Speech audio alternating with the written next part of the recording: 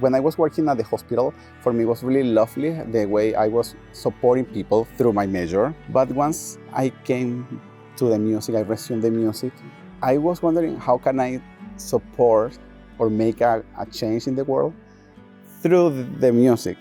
And sometimes we don't realize how big we can impact the society, especially because when we are a musician, we also teach. I realized that we have a huge influence on the young population. I went to Trujillo in Venezuela, that is my hometown, and there I had the opportunity to make a masterclass for not only about the cello itself, but I was talking about emotional intelligence.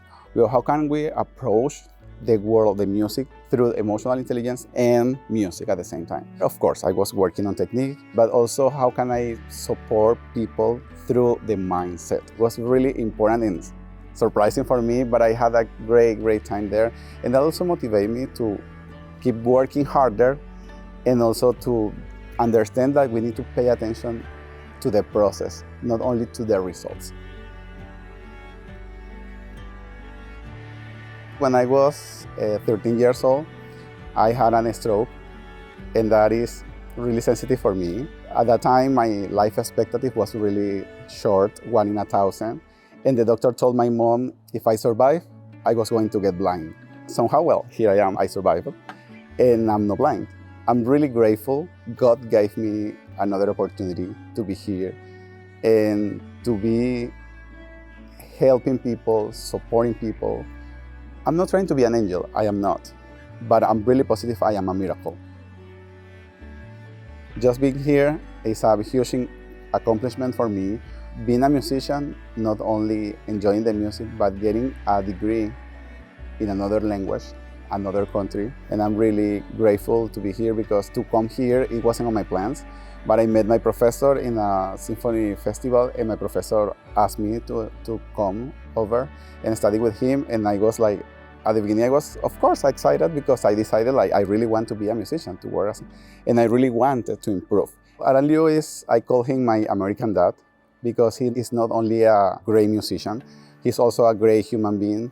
And for me, it has been a great support when I'm really down because being here by myself is not easy sometimes. For me, he's really positive and he really matches my personality. He also feels and he also understands me when I have like personal problems, family problems. I know everybody has different problems, but he always is there.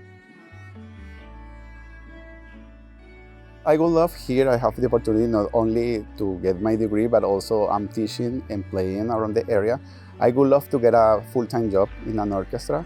I will start taking auditions in big orchestras while I'm teaching and working in the area. I'm a classical music major. I love classical music, however, I'm also a dancer.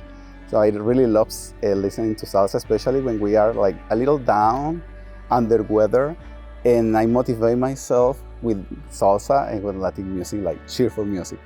That is usually the music I listen to, but also classical music for sure, because also helps me to improve in different ways on the cello. Music is life.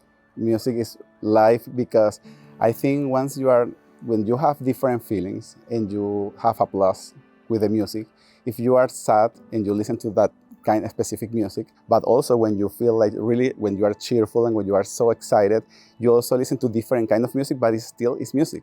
There are places for different kind of music.